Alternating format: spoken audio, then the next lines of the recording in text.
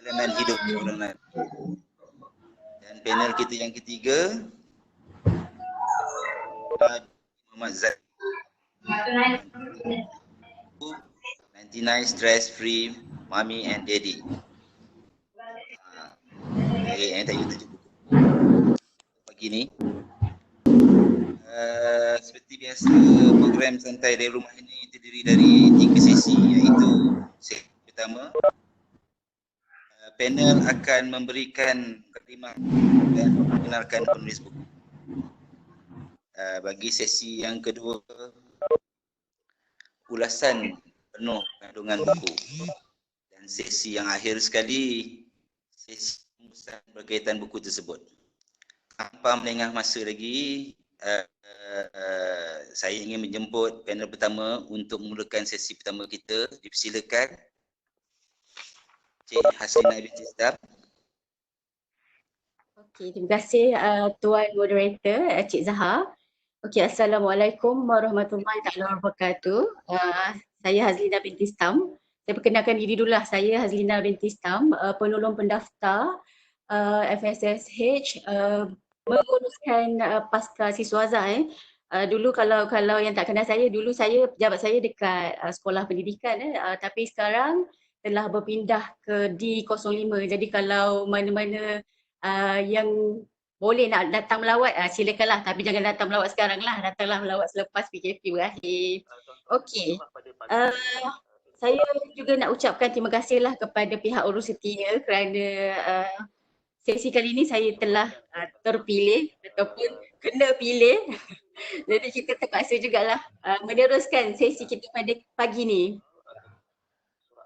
Okey,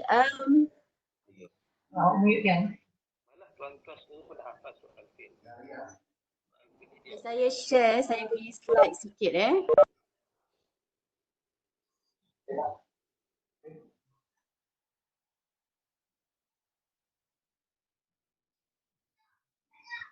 Okey. Tajuk buku saya hari ini adalah 55 petua seronok bekerja. Kalau kita tengok petua ni macam orang tua-tua kan, petua kan. Tapi sebenarnya petua dalam ni dia relevan sepanjang masa lah, sebab buku-buku ni dihasilkan oleh pakar motivasi yang memang sangat terkenal lah. Buku ni juga antara yang dikatakan sebagai the national bestseller, di mana penulis buku ni adalah Datuk Dr. Haji Muhammad Fazlinah Kamsah dan juga Cik Ahmad Fazli Yusof. Buku ni diterbitkan oleh PTS Professional, sekarang dikenali sebagai PTS Media Group. Diterbitkan pada 31 Disember 2004. Kira buku ni dah lama lah, walaupun dah lama tapi masih lagi dalam jualan. Buku ni berjumlah, muka surat ni berjumlah 176 muka surat dengan 9 bahagian bab di dalam buku ni. Dibahagikan ikut kategori lah, petua-petua berkenaan. Tagline bagi buku ni, tidak perlu gelisah di tempat kerja, so bergembiralah. Sedikit latar belakang mengenai penulis buku. Kedua-dua penulis buku ni merupakan pakar motivasi dan juga professional trainer dengan menghasilkan banyak buku-buku yang bersifat ilmiah, bersifat motivasi dan juga pembangunan diri lah. Jadi mostly macam Datuk Ahmad Fazli ni pun sama juga. Kalau kita tengok daripada carian dekat Wikipedia ke kat Google ke, memang mostly dia menghasilkan buku-buku panduan mengenai motivasi bina insan dan pembangunan diri. Jadi boleh semak lah dekat website, banyak sangat buku-buku dia yang boleh kita baca lah. Samalah juga dengan Datuk Haji Muhammad Fazlinah Kamsah ni, memang glamour lah. Dulu pun saya pernah hadir ke kursus yang dianjurkan oleh beliau, memang best lah. Okey, sedikit sinopsis mengenai buku ni. Seperti yang kita sedia maklum sekarang ni kita berada pada abad ke-21. Semua benda kita nak cepat kan. So kerja bertambah, komitmen kita bertambah dengan adanya KAI lagi. Jadi benda-benda tu kadang-kadang menyebabkan kita tekanan kerja murung, nak kata dengan adanya komitmen dengan PKP lagi, nak kena kerja daripada rumah, memang benda-benda macam tu agak menstreskan jugalah.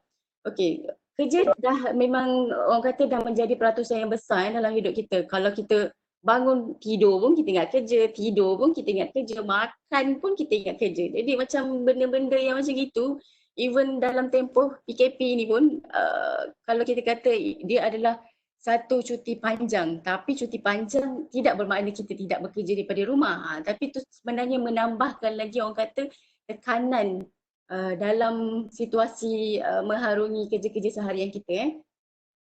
Okay, bila sebahagian besar daripada hidup kita ni diperuntukkan untuk kerja, kadang-kadang kita akan rasa murung kan. Jadi sebenarnya kalau orang kata murung tu sebenarnya itu pilihan terletak atas pilihan masing-masing. Kadang-kadang kita rasa stresnya hari ni. Padahal kita sebenarnya tak perlu pun nak pilih stres tu. Sebab benda tu masing-masing atas kapasiti masing-masing. Jadi kalau kita rasa kita seronok untuk bekerja, jadi benda tu takkan jadi satu beban pada kita. Jadi macam benda tu orang kata persepsi masing-masing lah untuk kita menilai balik sama ada itu adalah ditentukan sama ada nak stres ke, tak nak stres ke, nak jadi beban ke ataupun tidak. Tapi kalau misalnya kata kita ni memilih untuk stres, banyakkan nanti tidak akan menjadi satu risiko lah orang kata. Sekarang kita tengok banyak kes-kes yang kardiovaskular macam sakit jantung apa semua, itu sebenarnya adalah datangnya daripada kadar stres yang tinggi daripada kita lah. Jadi kalau boleh kita cuba elakkan benda-benda yang sebegitu. Jadi buku ni adalah himpunan petua-petua macam mana kita nak rasa seronok di tempat kerja. Jadi kalau kita tengok seronok bekerja ni bukan kita kata kerja berseronok kerja seronok bekerja tu bukan kerja yang berseronok. Berseronok bukan kerja kita. Okey, kerja kita adalah menyelesaikan tanggungjawab dan amanah di tempat kerja. Macam sekarang kita dibayar gaji, kita diberi gaji, tambah lagi kita dapat BHH, kita dapat lagi plus 500. Jadi itu adalah orang kata tanggungjawab dan amanah yang perlu kita pikul. Kalau misalnya kata yalah, kalau kita duduk kat office, kita kerja kan. Sekarang duduk kat rumah pun kita kena kerja dan kita dibayar gaji ke atas kerja-kerja yang kita buat. Jadi benda-benda macam tu kita perlu nilai lah sendiri balik sama ada apa yang kita bagi pada HTM ni menepati ataupun tidak dengan gaji yang kita terima setiap bulan tu. Jadi itu yang dapat saya simpulkan lah mengenai serba sedikit buku Petua Seronok Bekerja. Jadi saya stop dulu untuk pengenalan mengenai buku ni. Jadi saya serahkan pada Tuan Moderator untuk next panel. Terima kasih. Seterusnya kita silakan panel kita yang kedua iaitu Samiha. Okey, sekejap.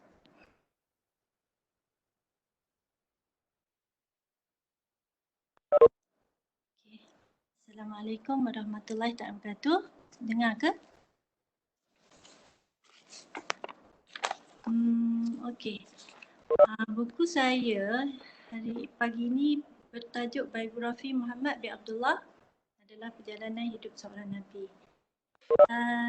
Buku ini diterbitkan oleh PTS Sendirian Berhad, mengandungi 14 bab, muka surat 480 muka surat. Saya rasa buku sirah yang terbaik untuk mengenal Rasulullah. Sebelum tu saya nak bagi tahulah sebenarnya buku ini dah lama dibeli oleh suami saya, tetapi baru saya sentuh PKP pertama. Jadinya PKP 3 baru habis. So alhamdulillah.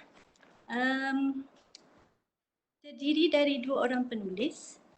Penulis pertama Profesor Dr. Datuk Zulkifli Haji Muhammad Yusof. Beliau adalah bertugas di Akademi Pengajian Islam UM di Jabatan Al-Quran dan Hadis. Beliau juga khusus dalam bidang pengajian tafsir Al-Quran dan metodologi. Beliau adalah berkenan sarjana di Universiti Jordan dan seterusnya PhD di University of Wales. Beliau juga aktif dalam penulisan buku dan jurnal. Beliau juga banyak membentang paperworks, seminar di persidingan dalam dan luar negara. Penulis yang kedua pula adalah Dr. Nur Naimah Abdul Rahman, juga sebagai pensyarah di Jabatan Usul Fiqh UM. Beliau adalah sarjana muda bidang syariah dan mengambil jurusan sarjana Universiti Jordan dan seterusnya PhD di UM. Beliau juga aktif menulis buku ilmiah, jurnal, antaranya Fatwa Realiti pada zaman Rasulullah. Begitulah sedikit intro, mukadimah mengenai buku. Terima kasih. Kembali kepada moderator. Terima kasih Puan Samiha. Okey. Panel kita yang ketiga, kita silakan Puan Nurila. Silakan. Assalamualaikum warahmatullahi wabarakatuh.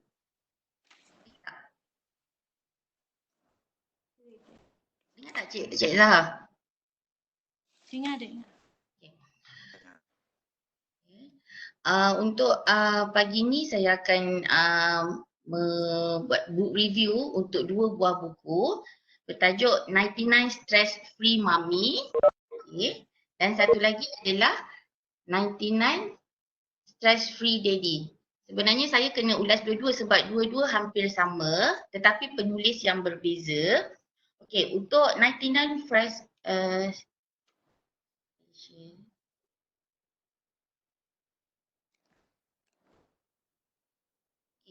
untuk 99 Stress Free Mummy ni, buku ini diterbitkan oleh publisher Masrid Sdn Bhd dan ditulis oleh Puan Zatika Izzati Fuad. Puan Zatika ni berkelulusan accountant dari UiTM dan beliau telah mempunyai experience selama 14 tahun dalam pengurusan Microsoft Excel dan laporan tahunan. Jadi dia bukan sepenuhnya background kepada penulisan ilmiah atau buku-buku semata ya. Okey, beliau juga adalah aktif dalam mencetuskan grup gerakan baca sambil menunggu pada 2010. Untuk buku 99 Stress Free Mummy ini terkandung 140 muka surat dan mengandungi 99 petua. Cuma pada hari ini saya tak akan ambil semualah. Mungkin saya akan ambil sebahagian tetapi bukan fokus pada mami saja. So saya akan fokus pada general dan kita boleh ambil point tu sama ada sebagai seorang individu wanita, bekerja, berkarier, seorang suri rumah dan juga seorang mami. Okey, untuk buku yang sambungannya adalah satu lagi 99 Stress Free Daddy. Buku ini juga terbitan Masrid Sdn Bhd dan ditulis oleh saudara Azam Supardi. Saudara Azam Supardi ni adalah dilahirkan di Batu Pahat Johor Bahru, orang Johor Bahru. Tetapi beliau dari segi pendidikan, beliau menerima pendidikan di Cairo dalam bidang bahasa Arab di Burj Islamic Cairo, Egypt. Beliau juga bekerja sebagai tutor bahasa Melayu di British Council. Okey, buku ini juga menerangkan bagaimana cara-cara untuk mengatasi stres terutama untuk para daddy di luar sana. Tetapi saya juga akan ambil poin-poin yang berkaitan bukan saja untuk para daddy tapi general untuk semua, especially untuk kaum lelaki. Itu saja untuk pengenalan buku saya pagi ni. Saya balik pada moderator semula. Terima kasih. Hebat semua panel kita sesi pengenalan. Okey, dengan yang kedua ini panel akan memberikan ulasan berkaitan buku masing-masing. Tanpa mendengarkan masa lagi, jemput panel kita yang pertama.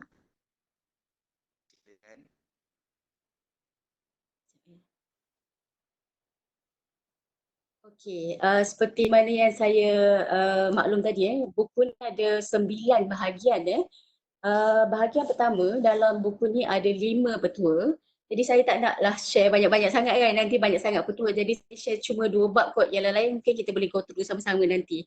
Okey, untuk bab yang pertama ni, penulis buku ni dia meletakkan quote jadilah seorang yang seronok. Macam mana nak seronok tu? Dia cakap, kami merasakan rasa seronok dan ketawa membina rasa komuniti yang kuat. Ia juga menyeimbangkan antara tekanan kerja kuat dan juga tekanan persaingan yang ada di tempat kerja. Itu Elizabeth Pedrick yang memberikan kod yang berkenaan. Okey.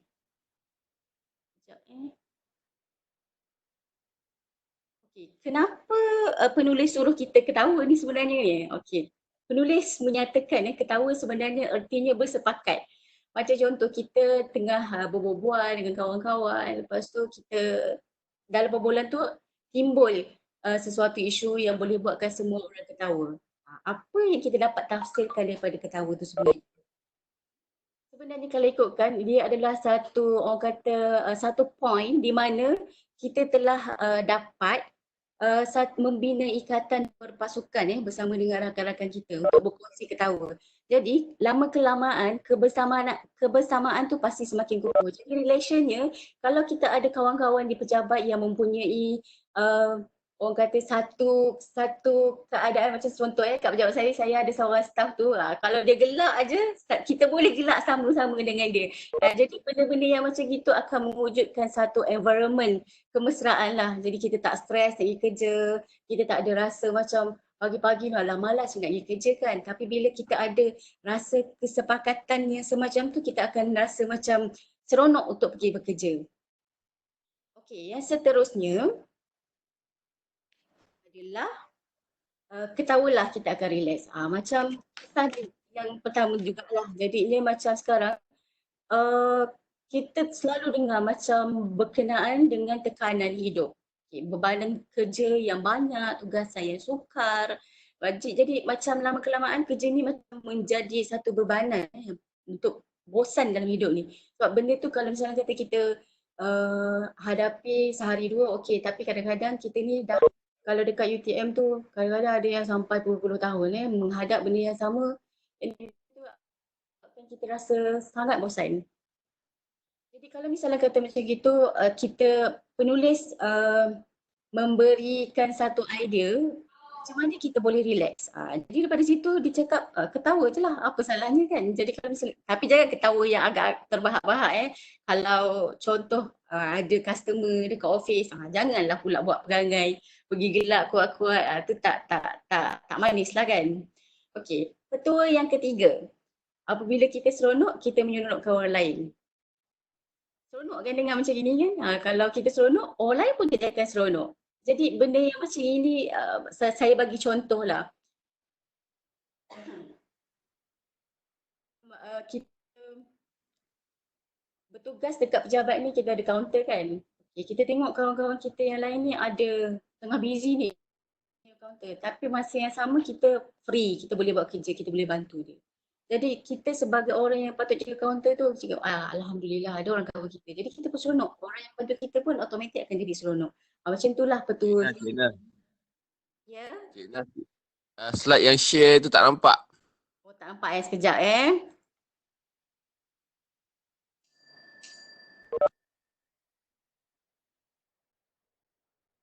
Kejap. Kalau ikutkan saya dah share ni. Kenapa tak nampak Okey, nampak. Okey.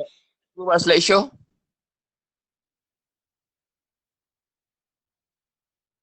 Sangat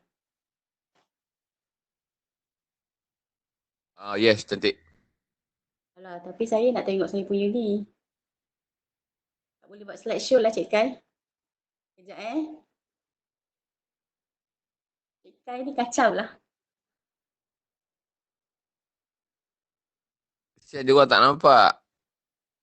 Sekejap saya punya ni dah hilang pula. Okey. Saya bagi besar sikit lah.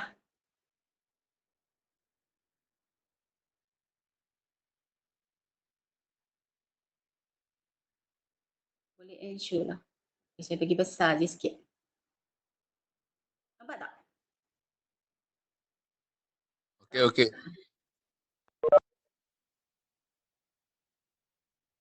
Okey. Saya sambung balik. Okey, petua yang keempat. Oh, Ina sambung tu tak nampak balik dah, nah. Oh ya ke? Tak apalah, dengar je lah saya cakap. Okey.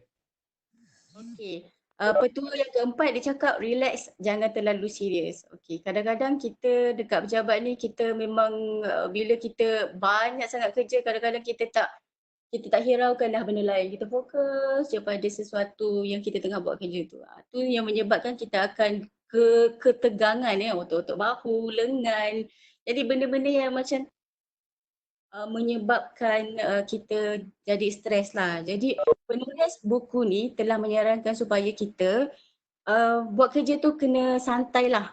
Jadi bila kita santai, jadi kita rasa environment kita tu kan jadi cool lah. Tak adalah orang lalu lalang depan kita, kita buat muka stres. Orang pun sampai takut kan nak tegur kita. Jadi benda-benda yang macam gini perlu kita ingatkan macam contoh. Ada ketika kita dah terlalu stres menghadap PC hari-hari, benda yang agak menyebabkan kita rasa letih lah. Jadi penulis buku ni menyarankan agar kita buat perkara yang gila-gila. Jangan jadi gila pula buat perkara yang gila-gila. Macam contoh kita kat office kita ada kerusi kan. Kerusi kita tu boleh pusing kan. Okey, kita tolak kerusi kita daripada meja. Okey, pusingkan kerusi kita tu dalam tempoh 30 saat. Dalam tempoh 30 saat tu, itu akan menyebabkan kita punya ketegangan akan cool down. Jadi benda-benda yang macam tu kita akan nampak walaupun simple tapi sebenarnya akan menyebabkan kita rasa stres kita tu kurang. Okey, itu antara petua yang diperturunkan lah. Okey, yang seterusnya ringankan tangan kita, pasti ia berbaloi. Okay, macam tadi saya share berkenaan dengan counter kan. Macam tu jugalah. Ini macam kalau misalnya kata kita tak ada komitmen lah, bukan tak ada kerja lah. Kerja kita semua dah settle dan kita tengok kawan kita ni banyak sangat kerja. Jadi kita bantu dia. Apa salahnya kita ringankan beban dia dengan membantu. Tapi membantu tu pun kena ada limit lah. Jangan sampai kita abaikan tanggungjawab kita sendiri. Semata-mata nak bantu kawan yang lain, kerja kita pula yang tertinggal. Jadi kena pastikanlah walaupun kita nak membantu kawan-kawan, pada masa yang sama kerja kita semua telah selesai. Okey, untuk bahagian kedua pula. Dalam bahagian kedua ni kita ada 8 petua. Dia fokus kepada mudah tapi seronok. Macam benda-benda yang dia penulis ni cadangkan tu, idea yang simple je. Tapi dalam masa yang sama dia memberikan kita rasa seronok yang lain. Okey, contoh petua nombor 6 ni. Bantulah orang lain, kita pasti seronok. Macam contoh, saya bagi contoh paling simple je. Cik Aziz, dia terror sangat pasal web, pasal IT. Dia kerja sendiri, individualistik. Kadang-kadang bila kita kerja berseorang ni, bosan kan duduk dalam bilik, menghadap PC, menghadap komputer. Jadinya kalau macam saya tak terror IT, saya akan minta bantuan dia. Cik Aziz akan bantu saya. Jadi bila bantuan tu diberikan, Cik Aziz rasa happy kan sebab dapat bantu saya. Masa yang sama, saya lagi happy sebab Cik Aziz bantu saya. Benda-benda macam tu seronok kan, tapi mudah. Lagi contoh yang penulis bagi dekat dalam buku ni, bayarkan tol untuk orang di belakang. Ni lagi inilah, kecuali janganlah orang yang tak kenal nak bayar tol. Contoh saya balik kampung, saya akan balik dengan abang saya. Abang saya akan bayarkan tol untuk saya. Saya akan rasa happy lah orang dah bayarkan tol. Tol mahal kan. Jadinya sepanjang pemanduan tu saya tak rasa stres, saya tak rasa gusar. Saya punya ni dah diselesaikan. Okey, petua nombor 7. Amalkan sentuhan keinsanan. Orang allergic sikit kan bila kita cakap pasal sentuhan. Sentuhan ni tahulah ada sentuhan yang bersifat human touch lah orang cakap kan. Macam contoh bos perempuan, bos lelaki dengan bos lelaki. Jangan pula pergi sentuh lelaki dengan perempuan, tu tak boleh lah kan. Tapi kena diingatkan jugalah, kadang-kadang orang, setengah orang ni tak suka dengan sentuhan. Tapi kalau daripada apa yang di-share oleh penulis, sentuhan ni memberikan impak yang besar. Macam contoh, dia buat satu majlis untuk staff dia dan staff dia tu menang anugerah pekerja cemerlang. Dia tanya staff dia, apa sebenarnya yang awak seronok sangat hari ni? Apa staff dia cakap? Staff dia cakap, bila bos dia pegang bahu dia, dia rasa macam satu kebanggaan lah. Bos pegang bahu dia. Itu orang kata mudah sangat. Tapi dia memberi impak yang besar kepada staff yang berkenaan. Jadinya, batuk pula. Jadinya benda-benda yang simple macam tu kadang-kadang kita tak perasan sangat jarang dibuat oleh bosses dan kawan-kawan sepejabat yang lain pun boleh buat sebenarnya benda-benda macam gitu. Kadang orang kata pagi tu doa pagi, peluk-peluk tu pun orang kata sentuhan keinsanan lah. Betul yang ke-8, makan bersama, seronok bersama. Makan bersama ni sangatlah selalu diamalkan oleh kita. Orang kata dekat dalam buku ni dia menyatakan kalau kita nak kenal dengan kawan-kawan kita, sama ada kita pergi jadi tetamu dekat rumah dia, tidur kat rumah dia, bermusafir bersama dan yang terakhir adalah makan bersama. So makan bersama ni memang menjadi orang kata trend lah dekat UTM ni. Ada geng sarapan, ada geng lunch, ada geng minum petang. Jadi benda-benda yang macam gitu mewujudkan satu environment yang happy lah dekat pejabat. Bila kita tak ada kawan untuk pergi makan, apa kita rasa? Lost kan? Mana aku nak cari kawan aku ni? Benda-benda macam gitu kita rasa macam simple je kot, pergi je lah cari makan. Tapi geng cari makan tu sendiri akan mewujudkan rasa seronok dalam jiwa kita. Betul kan? Itulah. Okey, petua yang ke-9. Main permainan zaman kanak-kanak. Macam kelakar kan bila kita tengok main permainan zaman kanak-kanak. Tapi sebenarnya zaman kanak-kanak kita meriangkan kan. Jadi saya rasa fakulti kita mula mengambil inisiatif tersebut dan kita sekarang tengah dalam proses untuk pembelian macam contoh alat mainan tradisional. Ini sebenarnya antara satu inisiatif lah untuk mewujudkan rasa seronok di tempat kerja. Main permainan tradisional ni bukan bermaksud kita ponteng kerja. Kita cari satu jam yang bersama untuk kita orang kata riliskan satu stres lah. Bila kita dah kerja menghadap PC, banyak benda yang kita dah buat dah letih kan. Jadi kita cuba mencari satu kelainan dengan mewujudkan game ke, macam itulah. Ada sikit lebih kurang macam itulah untuk macam congkak. Saya rasa Cik Tia pun setujulah kot bila dekat di 05 pun kita dah mula untuk beli congkak, beli dart, beli carom. Itu antara inisiatif yang kita cuba untuk mewujudkan persekitaran bekerja yang kondusif dan menyeronokkan. Itu nombor 10, letakkan benda asing di tablet kita. Benda asing apa tu? Benda asing kan? Okay. Benda asing ni macam contoh dekat dalam buku ni dia share mengenai seorang pengurus ni, dia meletakkan satu punch bag kat dalam bilik dia.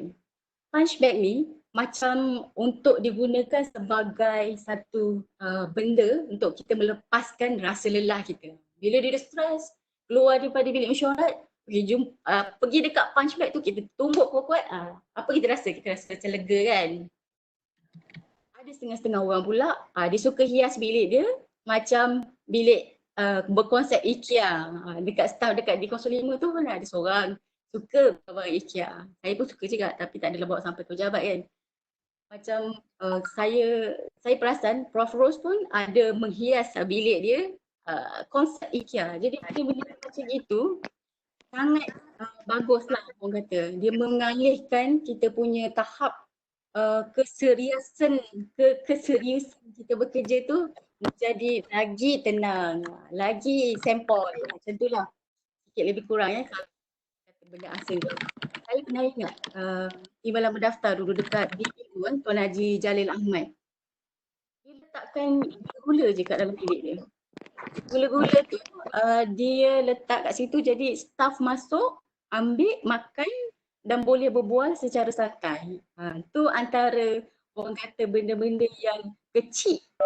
Kecil je tapi yang sama kita create environment yang happy. Betul tak? Saya dulu ada cakap, sekarang ni tak ada. Petua yang ke-11. Buat perkara yang tidak diduga. Apa buat perkara yang tidak diduga Okey, kalau dalam buku ni dia lebih kepada sharing sesuatu yang lain pada yang lain lah. Okey, tiba-tiba bos belanja makan anak buah. Anak buah macam, kenapa bos belanja makan Padahal tak pernah bos belanja makan. Tapi benda-benda macam gitu macam kita tak sangka, unsangkerable lah kan. Tiba-tiba Cik Kai boleh belanja makan pula kat pejabat. Wow, saya macam wow. Konsep dia tapi padahal Cik Kai sangka belanja makan. Jangan marah Cik Kai.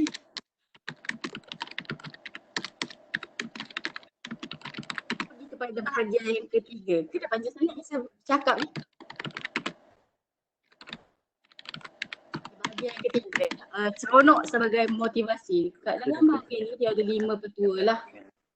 Okey, petua 14. Jadikan seronok sebagai ganjaran. Yang ni seronok sebagai ganjaran ni macam contoh saya bagi tadi jugalah. Kadang-kadang kita sebagai bos tengok anak buah tengah bekerja keras ni, apa salahnya belikan KFC ke, belikan pizza ke. Jadi benda jadikan ganjaran untuk mereka jadi lebih bermotivasi untuk bekerja. Kadang kita masa time JKTS saya selalu duduk dengan staff lah sampai tengah malam. Bos-bos ni dengan baik hatilah belanja anak-anak buah. Jadi kita pun rasa seronok lah kan. Bos tak kedekut, tak rasa benda dia bersama-sama lah melibatkan diri bersama-sama dengan kita. Dah cukup ke? Saya rasa dah 15 minit dah sebut. Saya habiskan sampai nombor 18 lah. Apa jahit lama-lama sikit. Lama-lama. Okey. Kalau juga petua 15 ni agak tidak relevan lah kepada kita, tapi cuti mengejut bagi prestasi yang memberangsang dekat dalam buku ni dia bagi contoh lebih kepada dekat barat lah. Macam contoh dia staff ni prestasinya sangat memberangsangkan. Kerja bagus, KPI tercapai. So bila bos bagi cuti yang mengejut, benda-benda yang sebegitu akan membangkitkan lagi motivasi staff untuk lebih ke arah yang lagi bagus. Sebab dia dah seronok kan. Bos tiba-tiba boleh bagi cuti pula padahal tengah kerja banyak ni. Tapi bos dengan real hatinya nak gantikan dia untuk buat benda-benda yang sepatutnya dibuat oleh staf berkenaan. Jadi andai kata kita diberikan boleh buat macam itu, wow sangatlah. Tapi kita tak boleh lah kan nak follow. Okey, petua yang 16, bonus. Bonus. Orang kata bonus ni kerajaan memang tak ada bonus lah. Tapi bonus ni bukannya dalam bentuk kewangan saja. Bonus mungkin dalam bentuk yang lain. Dalam bentuk hadiah, dalam bentuk ni. Macam contoh, bos keluar negara, ada tugas keluar negara. Boleh belikan apa-apa souvenir sebagai bonus untuk staff. Sangat dihargai sebenarnya. Saya sebagai staff pun saya suka kalau bos bagi saya hadiah walaupun orang kata kitchen. Kalau bos bagi kitchen je tapi kitchen pun kalau daripada London, daripada UK kita belum tentu lagi kita dapat pergi kan. Itu sebenarnya sekecil-kecil hadiah tu memberikan satu kesan yang besar lah pada kita. Okay. Saya nampak lah macam tu lah kan. Okay, petua 17, galakkan orang lain memberi ganjaran. Macam galakkan memberikan orang lain memberi ganjaran macam contoh kan. Saya bagi hadiah, wanita pula bagi pula ke kawan-kawan yang lain. Macam tu lah jadinya bila kita menggalakkan orang lain memberi hadiah, okay, semua orang akan merasa benda tu akan jadi macam MLM lah, multi level kan.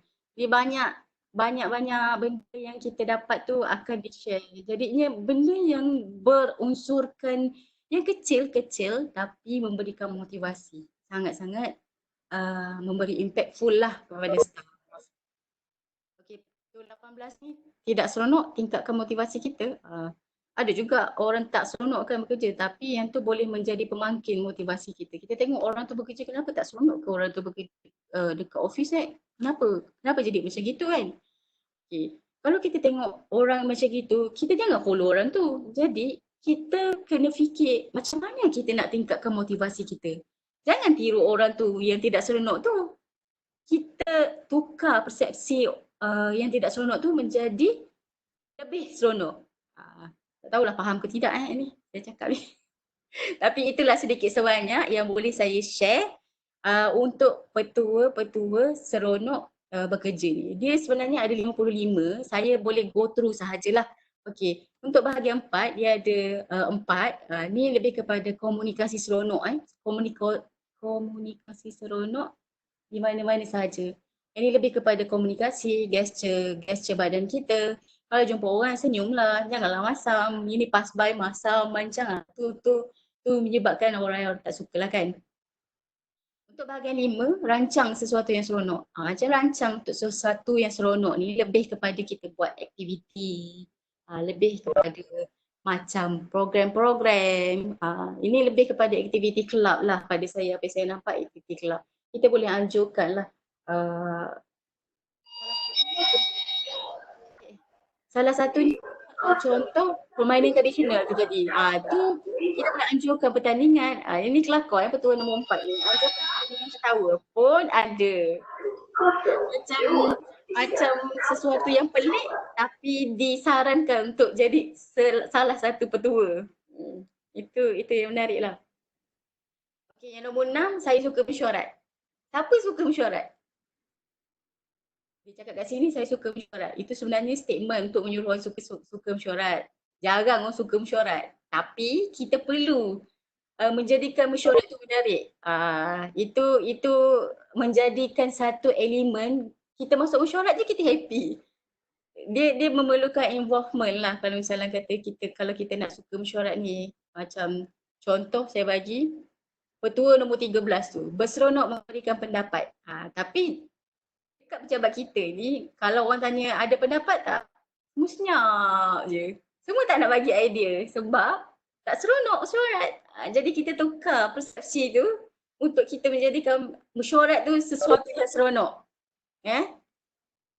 Okey. Yang bahagian 7, majikan yang seronok. Ni macam contoh syok sendiri pula, majikan yang seronok. Tapi kalau kita lihat secara terbaliknya, bila majikan yang seronok, dia automatik akan memberikan satu persekitaran yang seronok lah. Kalau bos nak buat perubahan pun, janganlah drastik kan. Lepas tu, buatlah sedikit macam anjuran, aktiviti kat pejabat. Macam petua nombor 37 tu, adakan sambutan pekerja baru. Kalau orang masuk, buatlah sedikit macam makan-makan, buat potluck. Tu macam bila dia dapat persepsi yang macam gitu, seronoknya tempat kerja baru aku macam tu lah kan. Okay. Nombor 8, permainan yang menyeronokkan. Apa permainan yang menyeronokkan ni? Bila kita berada dekat pejabat kan, kita memang dibebani dengan fail, dengan kertas, buat surat, typing, apa semua. Cuba kita cari sesuatu benda yang sedikit berbeza. Macam contoh buat permainan. Dekat sini petua-petua ni dia banyak memberikan idea kita macam mana kita nak menyediakan satu permainan yang menyeronokkan. Kita boleh buat satu aktiviti yang seronok yang fun. Macam contoh dekat sini kita boleh buat relate yang selalu kita buat petua nombor 45. Ulang tahun hari lahir yang menyeronokkan. Itu memang selalu kita buat. Walaupun kadang-kadang kita buat 6 bulan sekali, 3 bulan sekali, setahun sekali pun ada. Tapi at least benda tu berlaku di pejabat kita. Okay. Umur 9. Umur 9 dah 9.45 dah. Hati damai yang seronok. Okay. Yang ni lebih kepada kita berbalik semula lah kepada yang asal. Carilah rahmat di pejabat. Apa sahaja yang kita buat di pejabat, kita selitkan dengan niat kita bekerja kerana Allah. Kita bekerja ni semua ibadah. Jadinya bila kita sematkan dalam hati kerja kita ni sebagai ibadah, automatik kita akan rasa tenang. Jadinya Saya akhiri Akhiri punya ni dengan ni. bahagian 9. So saya pass balik kepada moderator. Dah 9.45. Saya dengar pun cukup lah. Okey, teruskan pada kita yang kedua.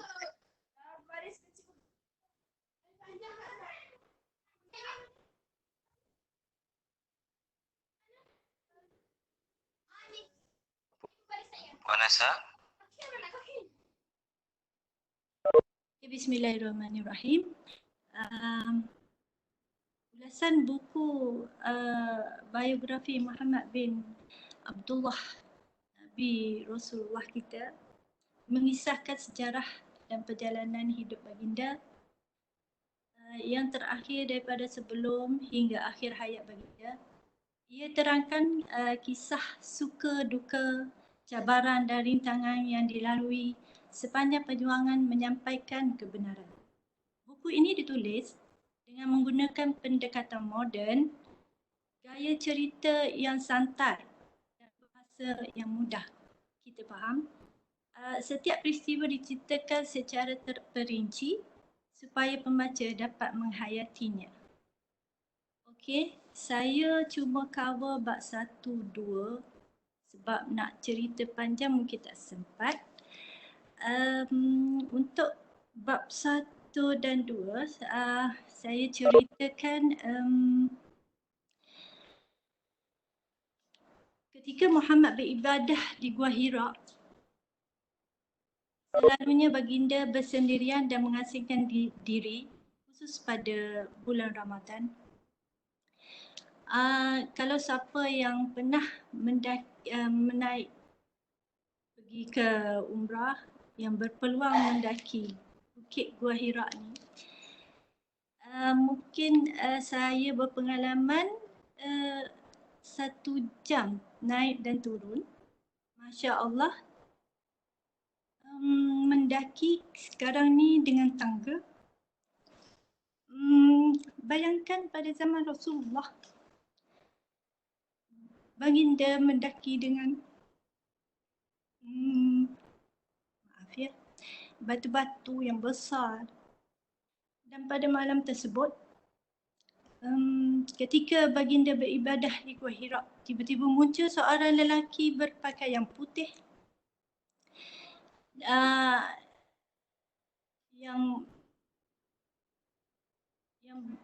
yang mana menyeru sekejap ya.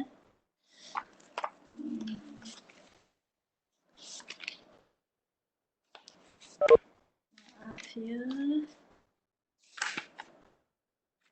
Okey. Pada malam tersebut,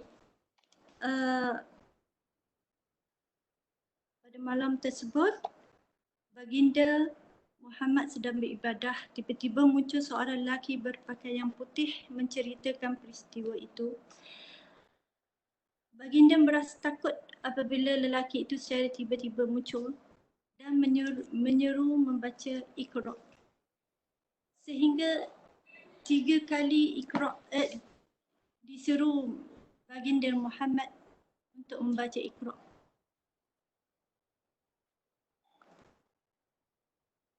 Iqra adalah ayat pertama yang diturunkan dari langit pada malam Lailatul Qadar melalui malaikat Jibril. Saya di sini sempat boleh saya membaca sikit surah Al-Alaq. Bismillahirrahmanirrahim. Iqra bismi rabbikal ladzi khalaq. Khalaqal insana min 'alaq. Iqra wa rabbukal akram. Allazi 'allama bil qalam.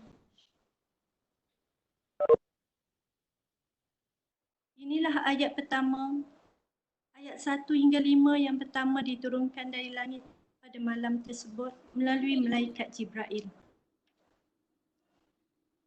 Dan seterusnya, semasa kelahiran Nabi Muhammad SAW,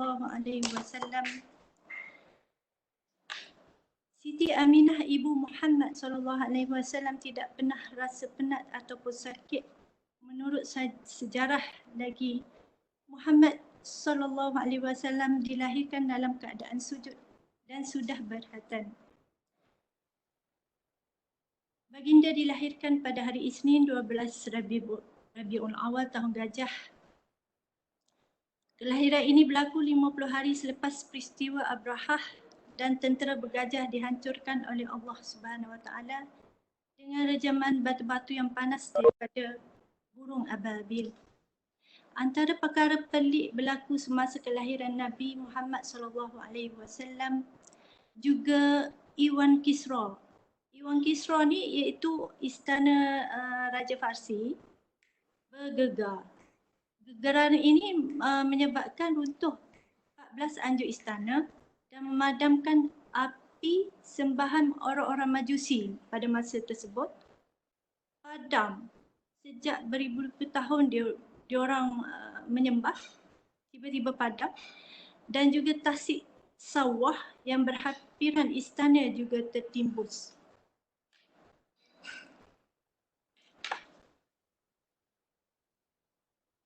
Okey, seterusnya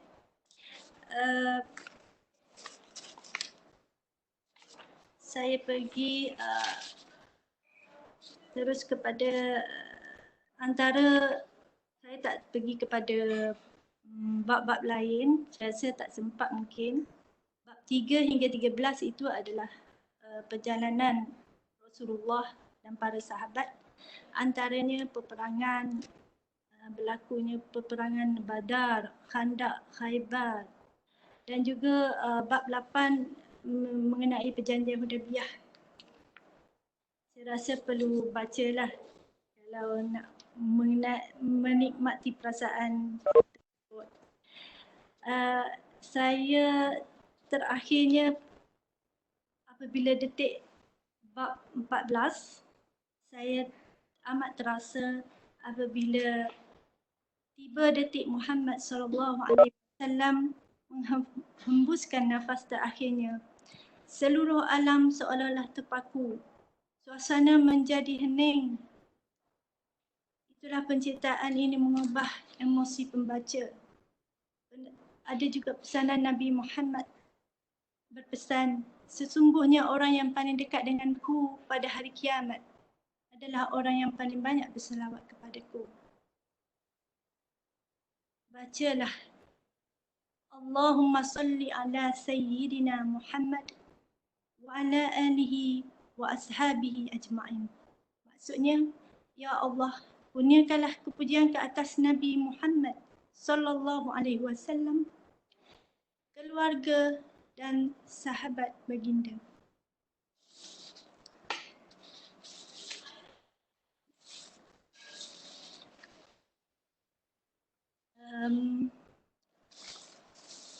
Menyingkap kisah hidup kekasih Allah, menyuburkan kecintaan terhadap baginda,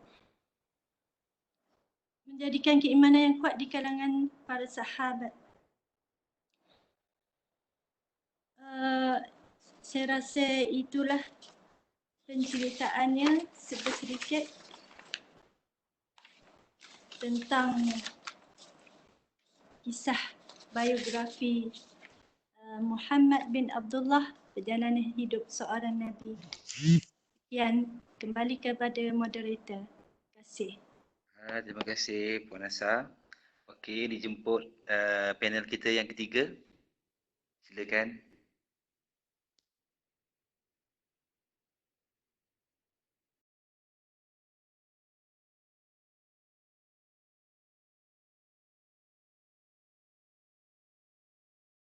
Assalamualaikum warahmatullahi wabarakatuh. Okey, untuk dengar semua Dengar tak moderator? Clear. Okay, untuk 99 Stress Free Mommy and Daddy ni, sebenarnya ada banyak petua dalam ni, tapi saya cuma ambil yang ringkas dan kita boleh apply dalam untuk semua golongan ya.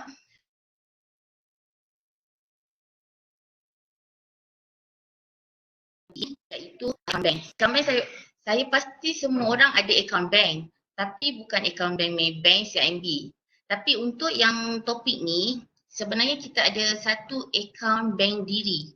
Akaun bank diri ni perlu kita lakukan at least dalam 3 hari sekali, pagi, tengah hari, petang.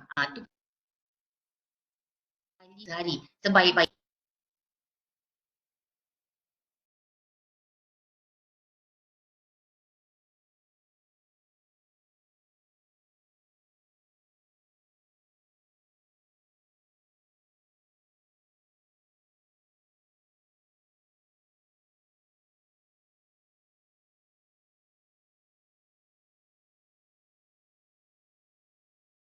Ini emosi untuk kita dah bangun subuh ke, okay, kita dah sahur ke untuk hari ni, so kita kena check.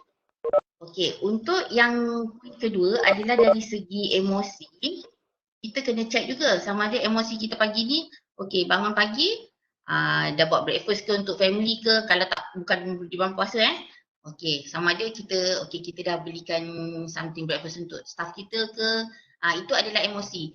Sebenarnya emosi ni bukan hanya efek pada diri kita sendiri sebagai pelakunya, tetapi emosi ni juga memberi impak yang pada penerima. Contoh macam tadi, kalau kita beli breakfast untuk kita dan untuk kawan kita di office, so emosi tu yang jadi okey tu bukan pada one side saja pada kita. So emosi yang baik juga akan berlaku pada orang yang kita beri tu.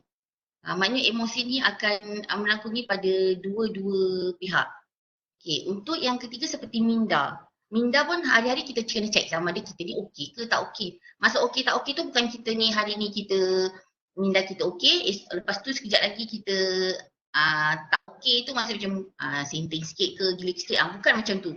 Maksudnya minda ni sama ada kita kena check sama ada okey hari ni kita dapat motivasi yang baik tak. Okey kita baca kota-kota yang motivasi diri pagi ni untuk kita menaikkan semangat kita untuk bekerja. Mana-mana yang suri rumah kat rumah tu maknanya dia maknanya kalau pagi tu suami-suami naik kerja dia salam isteri tu, maknanya isteri yang kat rumah tu maknanya emosi dia baik ke tak baik? Absolutely dia akan jadi emosi yang baik untuk dia melakukan tugasan sebagai suri rumah sepanjang hari dengan baik. Okay, kalau dari konteks anak-anak, minda ni maknanya kalau pergi pagi kita bagi motivasi pagi, so anak-anak pun akan dapat positif impact kan daripada apa yang kita buat. So kita nampak dari situ dia akan lebih positif, lebih aktif contohnya.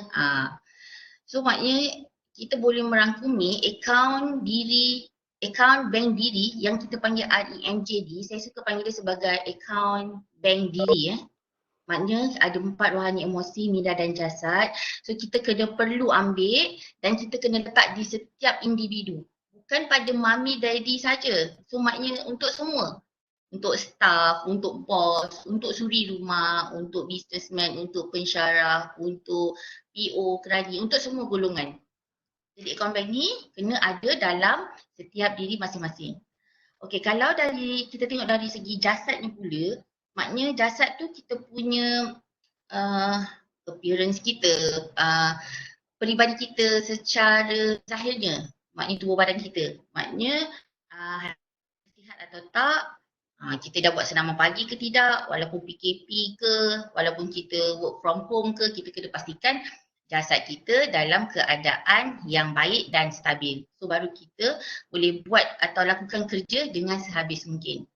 So kat sini saya minta pada semua untuk tanamkan dalam diri, akaun bank diri ini perlu ada untuk setiap orang dan pastikan semuanya dalam keadaan yang okey. Okey, dalam keadaan yang okey. Okey, penulis buku ni juga, okey saya sharekan, ada tulis berkenaan beberapa elemen yang kita sebutkan ke dalam sikit. So kat sini kita boleh nampak lebih kurang ada 7 elemen.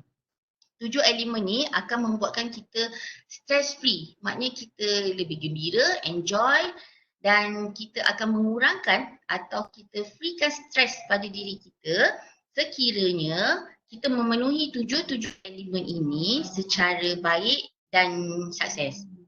Okey, contoh yang sini, okey kita ambil contoh yang pertama ya.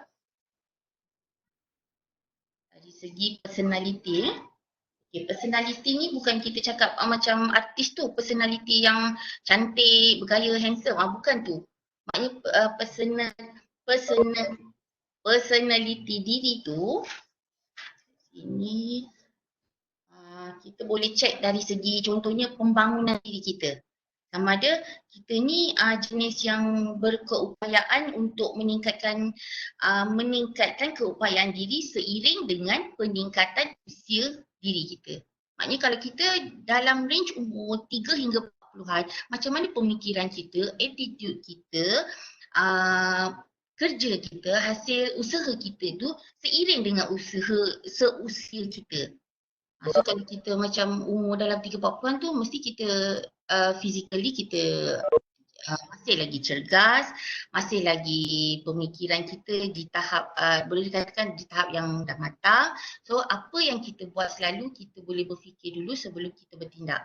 Jadi apa yang kita buat tu kalau sekiranya sukses, okey, dan saya pasti semuanya akan stres tu tidak akan ada dalam diri. So melalui elemen personality diri. Okey, selain daripada itu adalah matlamat hidup. Matlamat hidup ni kita kena fikir juga faktor-faktornya. Contoh macam perancangan waktu. Perancangan waktu ni kita kena tengoklah sama ada contoh di office ya. Di office kita kan ada kerja kita kena ada due date. So kita kena tentukan matlamat kita. Kita nak kerja pada hari ni ke, esok ke. Jangan jadikan benda-benda macam tu sesuatu yang stres. So kita boleh twist benda yang stres tu, kita sendiri boleh ubah, jadikan dia sesuatu yang happy, yang tidak akan jadi stres pada diri kita sendiri ya. Matlamat hidup tu kita kena fikir dari segi keyakinan diri kita, sama ada kita mudah berputus asa atau tidak. Adakah kita ni kena tanya diri kita, cek diri kita, sama ada kita ni seorang yang negatif ke tidak, seorang yang berpendirian, bermatlamat. So kat situ kita boleh nampak sama ada kita jenis orang yang positif atau sebaliknya. Jadi saya harap semua yang kat dalam sini adalah semua orang yang positif. Kita boleh cek juga daripada segi dari segi pengurusan masa. Saya ambil yang simple-simple je. Contoh kreativiti. Kreativiti ni contoh kalau mami daddy kat rumah tu, sebenarnya kalau ada anak kecil ataupun anak yang dah dewasa, dia bergantung macam mana parents tu nak handle anak-anak tu. Nanti kalau yang dah dewasa tu, kalau sebab saya pernah dengar macam ada kawan-kawan saya, ada setengah tu dia mendidik anak dia, contohnya dia menjadikan anak dia tu sebagai sahabat. Baru dia boleh tackle apa kehendak anak-anak remaja dia. Tapi ada juga kawan saya yang mendidik anak dia, dia berkata bahawa kita tak boleh nak didik anak kita seperti rakan kita. Kenapa? Sebab dia takut anak tu pijak kepala. So dari situ kita nampak dua konteks ni, pandangan ibu bapa yang berbeza terhadap anak-anak yang dewasa. Jadi itulah pentingnya kreativiti pada ibu bapa ni untuk conduct atau untuk handle ragam anak-anak.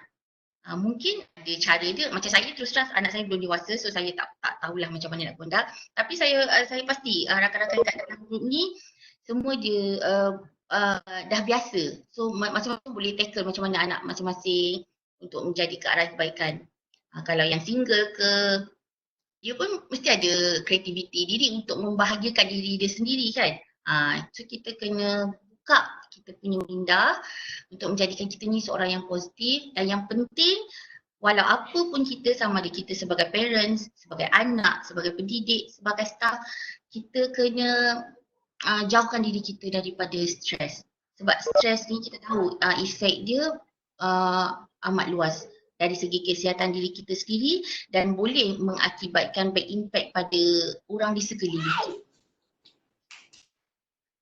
Selain daripada tu, dari segi pengetahuan kemahiran, so kita boleh gunakan apa kelebihan yang ada pada diri kita, kita boleh jadikan dia sesuatu yang bermanfaat bukan pada diri kita je, pada orang lain. So kat sini kalau kita boleh nampak, sekiranya kita tolong orang lain, kita beri ilmu atau pengetahuan yang ada pada diri kita kepada orang lain, so bukan kita je dapat manfaat, so orang lain pun akan dapat manfaat. So kat situ saya nampak benda ni win-win situation. So dua-dua bermanfaat dan akhirnya kita pun boleh menjalani hidup dengan lebih baik sebab kita share apa yang kita tahu, share apa kemahiran yang kita tahu kepada orang lain. Sebab bagi saya tak semestinya apa yang kita tahu, apa kemahiran kelebihan yang kita tahu orang lain ada. So maknanya betul lah pepatah kata sharing is caring ya. Okey. Untuk poin selepas tu adalah dari segi kejayaan ya. Kejayaan bukan maknanya kita dah berjaya je, kita tak stres. Sebenarnya ada juga kejayaan yang membawa stres juga ya. Tapi ada kat sini saya share resepi kejayaan. Dalam buku ni, resepi kejayaan adalah macam yang Cik Na cakap tadi, utamakan keseronokan. Utamakan keseronokan dalam bekerja. Kemudian manfaatkan segala pengetahuan baru yang kita ada, bersedia menghadapi cabaran masalah dan tetapkan matlamat supaya kita boleh buat keputusan yang tepat. Bagi poin untuk kegagalan pula, kat sini saya boleh sharekan apa yang penulis ni tulis ya dalam buku ni adalah jangan mudah menyerah kalah. Walaupun kita pernah gagal, tak semestinya kegagalan itu menjadi sesuatu yang menghantui kita. Tetapi kita pusingkan ia, kegagalan itu menjadikan satu kekuatan pada kita untuk bangun semula.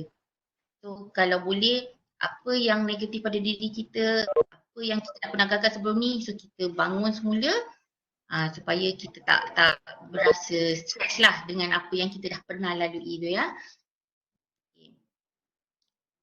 Okey, ini adalah contoh-contoh yang ada dalam buku ni ya. Poin yang pertama adalah ini semua golongan boleh tengok ya. Dengar dan fokus setiap kali mereka meluahkan sesuatu supaya mereka tahu anda adalah manusia yang mendengar, bukan patung mainan yang tiada perasaan. So kalau macam ni, atasan kita bagi arahan, so kita sebagai staf bawahan kena dengar, fokus apa yang mereka nak. Supaya dalam masa yang sama juga, pegawai-pegawai pun kena dengar apa yang staf bawahan ni perlukan, apa yang mereka rasakan luahan dari hati mereka. So kalau dalam konteks kerja ni, kita dua-dua kena fokus dan dua-dua pun kena mendengar supaya arahan yang diberi clear dan supaya apa yang kita buat tu betul dan at the end tak ada stres atau tak ada kegagalan dalam melaksanakan sesuatu tugasan tu kan. Okay. Sebab saya pasti ramai kat sini ibu bapa, selaku ibu bapa dan mereka juga adalah bekerja dan mereka juga menghadapi situasi sebagai seorang anak atau menantu. Jadi dalam konteks ni apa jua poin ni kita boleh gunakan Okay, next adalah berilah pilihan dalam membuat sesuatu keputusan. Kerana minda akan lebih terbuka dan berani membuat keputusan. Jadi kalau kita sebagai staf biasa ni, tak semestinya apa yang kita cakap tu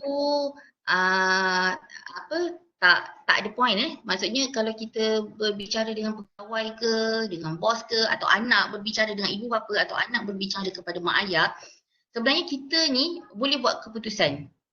Kita boleh buat keputusan. Dan orang yang memberi kita pilihan tu sebaik-baiknya adalah kita tak boleh mengarah dia. So kita okey awak contoh kalau kita cakap dengan anak kita, okey siapkan kerja rumah ni. Itu adalah sebagai satu arahan. Tapi kita boleh juga bagi option yang lebih baik. Contohnya okey siapkan kerja rumah ni tapi dalam tempoh sekian-sekian. Maknanya sebelum Zuhur awak kena siapkan homework awak. Itu adalah pilihan. Jadi dalam situasi macam ni, anak tu sebagai anak, dia boleh buat homework tu dalam masa yang panjang. Okey, dia boleh buat pukul 1 ke, dia boleh buat pukul 9 ke, so dia ada pilihan. So walaupun dia sebagai anak yang menerima arahan daripada ibu bapa, dia berhak, dia juga ada hak untuk membuat pilihan. Ini dalam konteks ibu bapa dan anak lah ya. Okey, selain daripada itu, dalam buku ni menyatakan jangan terlalu banyak memberi nasihat, sebaliknya, tetapi banyakkanlah memberi dorongan. Kalau kita tengok kat kartun tu pun kita dah nampak mak ni selalu popek-popek suruh anak susu ni, kenapa. Tapi sepatutnya, bukan sepatutnya, maknanya ada cara yang lebih baik. Maknanya kita dorong dia, okey, kenapa anak tu perlu susun kasut? Supaya lebih kemas, supaya kasut-kasut masuk dalam rak tak berhabuk.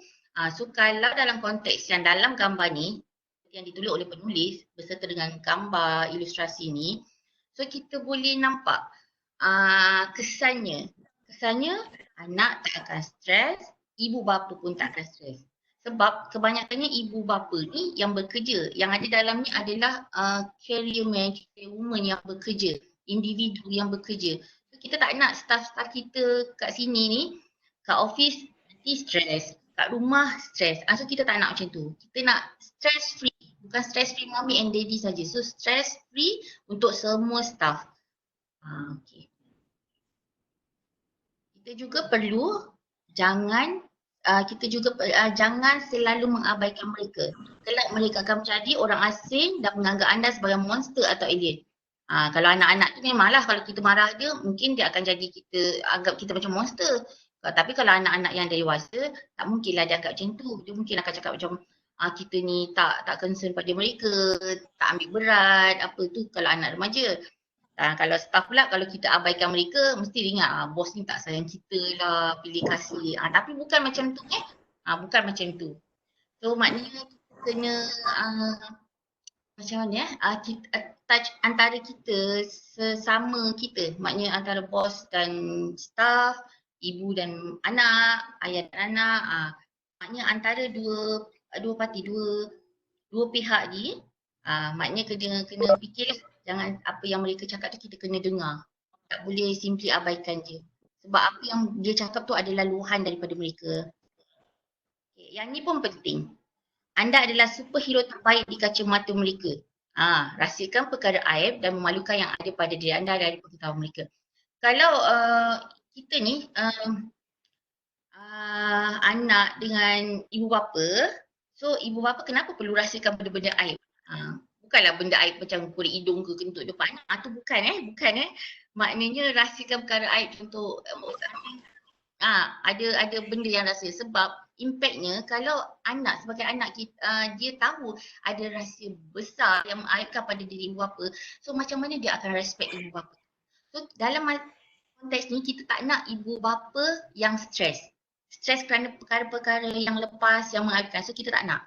So ada benda yang kita boleh simpan daripada anak untuk kebaikan. So kita kena perlu. Macam juga bos dengan staff. Mungkin ada benda-benda yang kita kena rahsiakan. Sebab kita pun nak nampak bos kita macam superhero. Kan?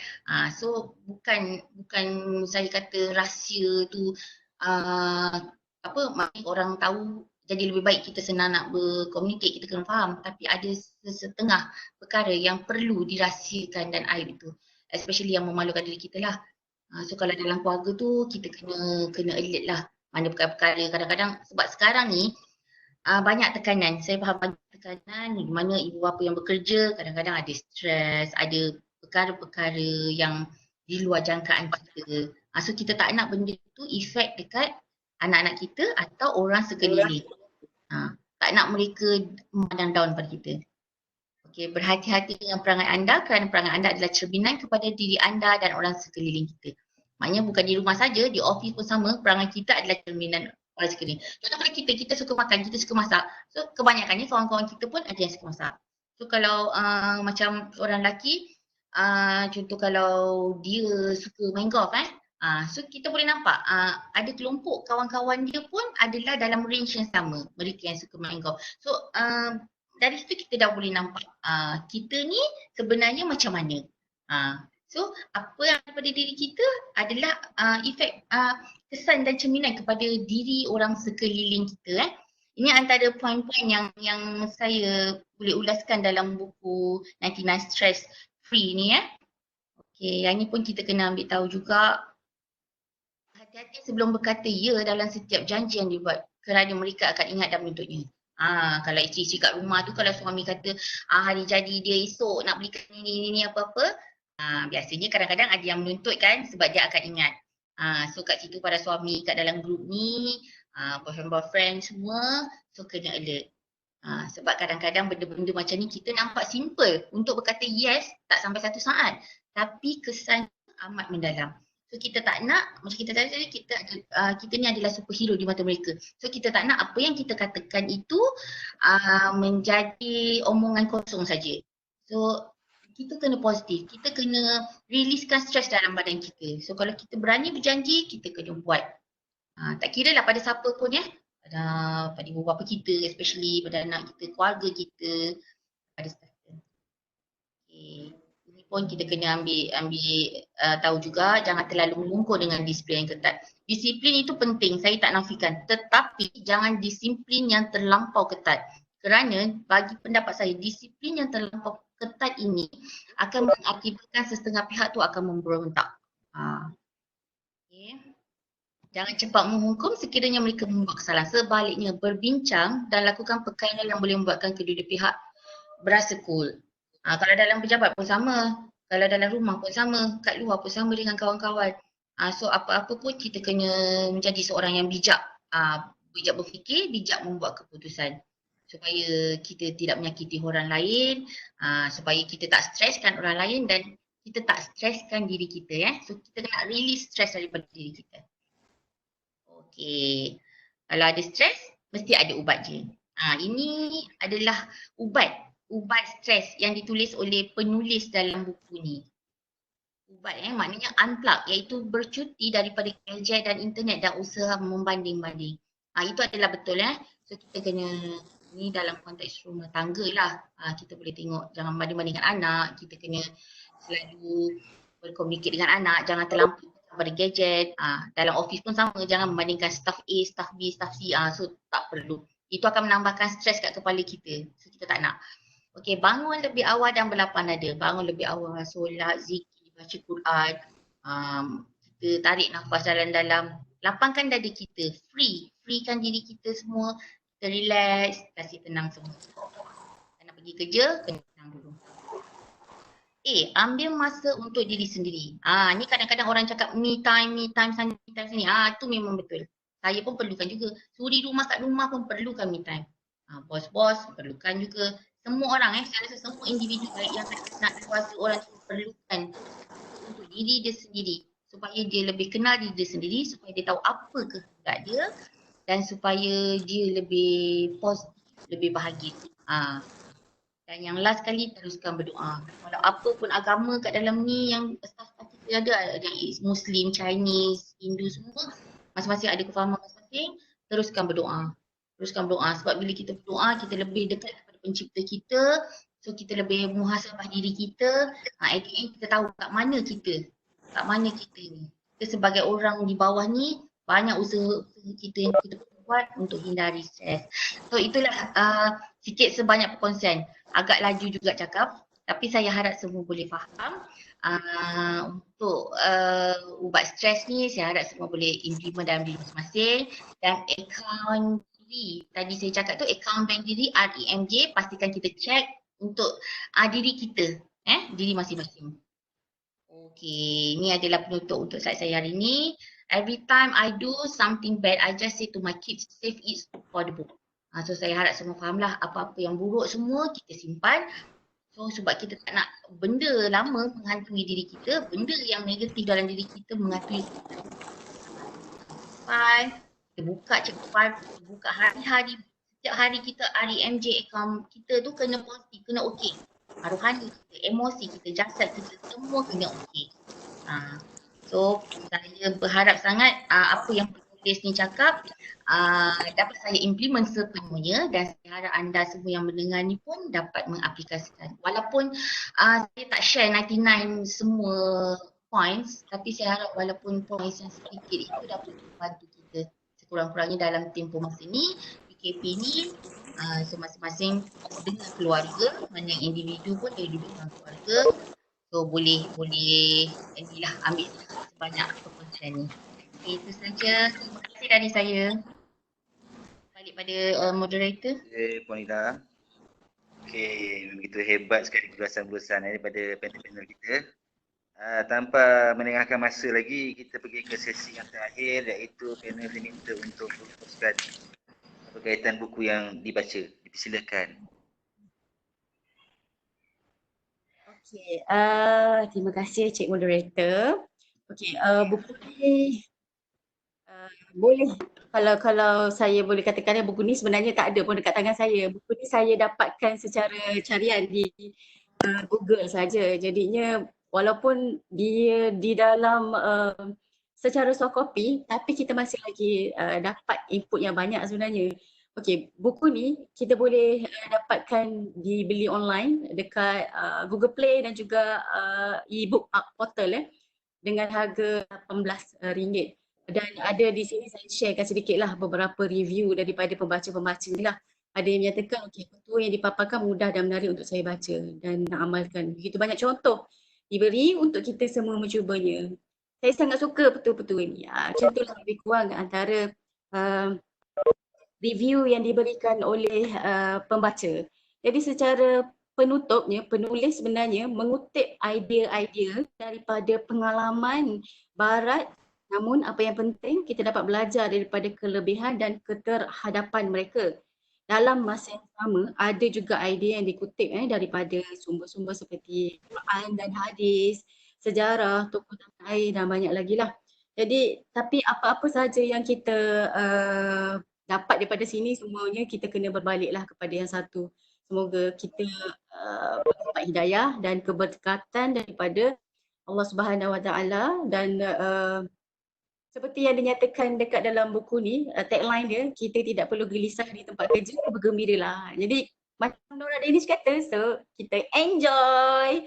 Okey, itu penutup daripada saya. Jadi saya ucapkan terima kasih dan semoga waktu PKP ni kita manfaatkan apa yang terbaik untuk kita. Selamat menjalani ibadah puasa, selamat berbuka dan semoga kita jumpa lagi di masa akan datang. Amin. InsyaAllah, terima kasih. Sama. Seterusnya dipersilakan panel kita yang kedua. Sa. Okey, bismillah. Untuk penutup kali ini, buku ini setiap Nabi dikurniakan dengan mukjizat yang sesuai dengan keadaan zamannya dan mengatasi kehebatan kaumnya. Antaranya Nabi Musa diberikan mukjizat tongkat yang bertukar menjadi ular. Manakala Nabi Isa pula dikurniakan kemampuan menghidupkan orang yang sudah mati dengan kaumnya pada zaman tersebut dan hebat dalam ilmu perubatan. Manakala Nabi Rasulullah SAW dengan kita dikurniakan dengan mukjizat agung iaitu Al-Quran yang sangat indah bahasanya. Ketinggian bahasa Al-Quran menundukkan kehebatan para penyair Arab yang terkenal dengan syair-syair mereka. Oleh itu sebagai pembaca buku ini saya sangat rekomenkan kerana harga buku ini adalah RM35 hardcover. Lagi saya suka dengan buku ini kerana dia mengandungi peta semasa pemerintahan baginda Rasulullah. Saya rasa saya bagi 5 bintang. Dan akhir sekali terima kasih kepada moderator Encik Aziz, Encik Kai dan tim santai. Okey, Assalamualaikum. Kembali ke Waalaikumsalam. Okey, dipersilakan Puan Hila. Kita yang terakhir. Untuk yang terakhir, buku ni saya beli, buku ni dikeluarkan pada 2016 dan saya beli pun pada 2016. Sebenarnya saya beli pair untuk saya dan untuk suami saya. Jadi dua-duanya amat berguna dan apa yang saya dapat kongsikan pada dua-dua penulis ni adalah dia menyatakan bahawa life is worth living as long as there's a love in it. Maknanya hidup ini lebih berharga sekiranya ada ketawa dalamnya. So maknanya kita kena amalkan ubat stres tadi yang saya yang dalam slide saya, ubat stres, dan kita kena check account bank diri RMJ masing-masing. So pastikan ada ketawa dalam diri sendiri, dalam diri kita, bukan ketawa gila tapi ketawa untuk hilangkan stres. Okey, itu sahaja dari saya. Terima kasih kepada moderator, panel lain dan juga pada Cik Kai dan juga tim, dan juga tak lupa pada Puan Fadilah untuk design dan untuk semua yang mendengar pagi ni. Semoga dapat manfaat bersama. Okey, terima kasih semua. Terima kasih kepada 3 orang panel kita pada hari ini. di atas ulasan dan rumusan tentang buku masing-masing. Jadi sekian saja sesi merumus buku santai dari rumah FSSH. Dan dengan ini saya ingin berikan sedikit ruang kepada rakan-rakan untuk bertanyakan soalan sekiranya ada yang nak ditanyakan. Silakan. Ada tak apa-apa soalan?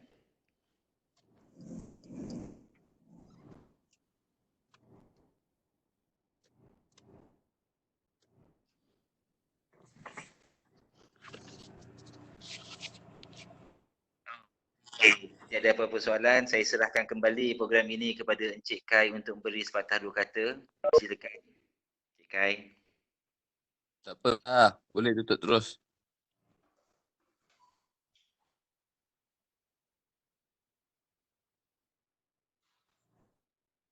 Okey, terima kasihlah kepada semua yang hadir pada program kita pada hari ini. Itu sajalah yang dapat disajikan kepada anda semua. Dengan itu, dengan ucapan ribuan terima kasih dan Assalamualaikum.